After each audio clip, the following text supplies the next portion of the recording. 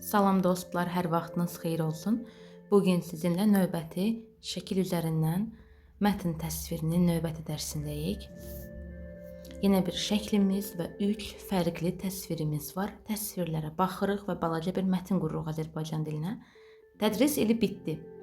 Ailə istirahətə çıxmaq qərarına gəldi. Hava çox gözəl idi. Jack meyvələri yudu, Liz sendviç hazırladı, ana səbəti topladı, ata kömək etdi. Onlar göl kənarındakı parka getdilər. Ağac altında oturub yemək yedilər. Jack ilə Liz üzdü, su soyuq değildi. Həqiqətən gözəl gün idi. Qısa cümlələrdir və onu qurmaq daha rahat olacaq. Gəlin aşağıdan başlayaq vaxt itirmədən. Tədris ili bitdi. Tədris ili the school year adlanır. Biz onun qarşısında müəyyənlik bildirən artiklı qoymalıyıq. Yəni ümumiyyətlə isim varsa qarşısında artikl olmalıdır, əgər tək tədrissə bu isim. School year müəyyənlik bildirdiyinə görə tədris ili D artiklını qoyduq, oldu the school year. Bitdi. End feilini də keçmiş zamanda veririk, sonra idi artırırıq. The school year ended. Tədris ili bitdi. Yekunlaşdı yəni. Ailə istirahətə çıxmaq qərarına gəldi. Kim? Ailə. Yenə də müəyyənlik bildirən artikl qoyacağıq, çünki müəyyən bir ailədən söhbət gedir və bizə məlumdur bu. The family, ailə. Uşaqlar, ailə istirahətə çıxmaq qərarına gəldi. Bax, qərara gəlmək xəbərimizdir və mübtədanın yanında olmalıdır. Ailə qərara gəldi. Qərara gəlmək feili ingiliscə decide'dir. The family decide. Cümləmiz keçmiş zamanda olduğuna görə sonuna idi artırırıq. The family decided. Nə qərara gəldilər? İstirahətə çıxmaq, getmək, səfərə çıxmaq qərarına gəldilər. Decide dedi keçmiş zamanda veririk, amma ondan sonra gələn getmək feilini keçmiş zamanda verməyəcəyik. Decided to go, yəni getmək qərarına gəldilər. Burada went versək onun əvəzinə, onda belə olacaq. Ailə qərara gəldi, getdi. Yəni go feili özü də burada bir keçmiş zamanı bildirəcək və bu bizə lazım deyil.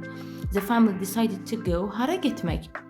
İstirahətə, balaca bir səfərə çıxmaq qərarına gəldilər. Trip mini səfərləri bildirir. The family decided to go on a trip.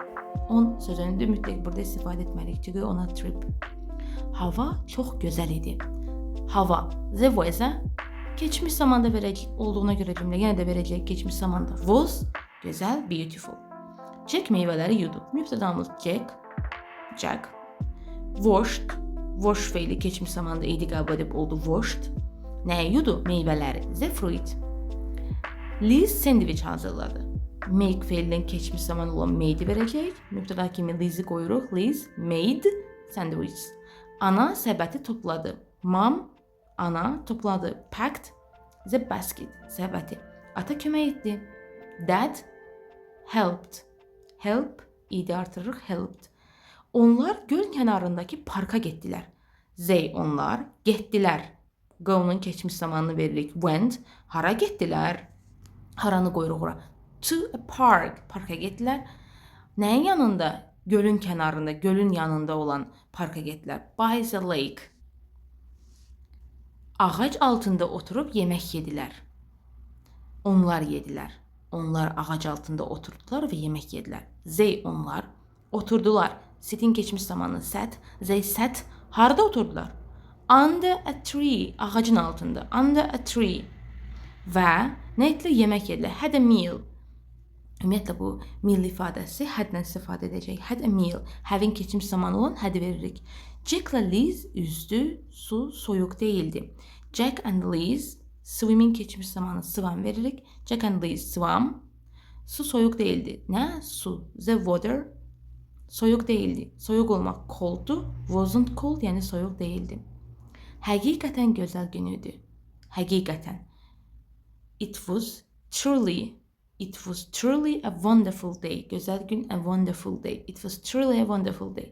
Real da verə bilərsiniz həqiqətən də. Aşağıda mətnimizdə olan isimləri, feilləri, sifətləri, zərfləri yazmışıq. Birinci mətnimiz bayaq yuxarıda qurduğumuz mətnin ingilis dili versiyasıdır. Aşağıdakı isə nisbətən onun qəliz versiyası verilib. Uğurlar dilirik sizə uşaqlar. Davam edin.